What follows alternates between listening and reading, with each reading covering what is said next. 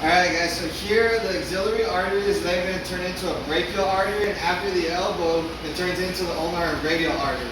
So what I want to point out about this section right here on your bicep is that it does not actually attach and finish on your arm inside here, okay? It passes over the two heads of the bicep, and it actually hooks up into your scapula, okay? Now right here we have a good example of rounded forward shoulder here.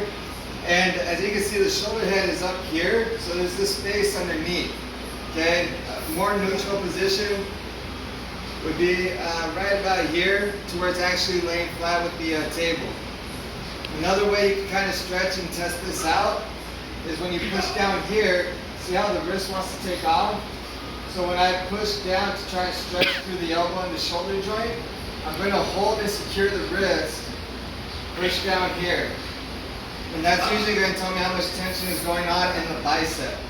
Okay, so you got to keep that in mind when you have a tight shoulder. The pec is running over the two heads of the bicep here. Okay, so if this is getting pulled in, that's why you hear about sometimes this bicipital tendon slipping out of the groove and causing a lot of pain. So you got to be very mindful of that, guys. Be sure that you're keeping the shoulder head open and mobile, because it's going to be yanking this shoulder blade forward. And like I said in my last video, the infraspinatus and supraspinatus are getting yanked forward as well too, being locked in an elongated, weakened position.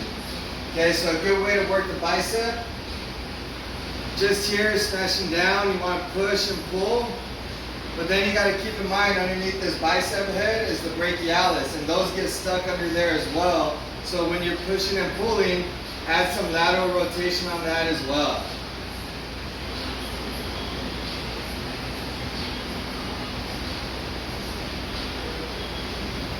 And then go back.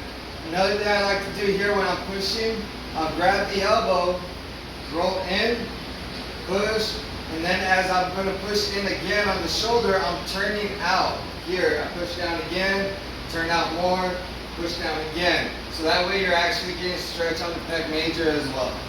Give that a shot, a try, and let me know how it goes.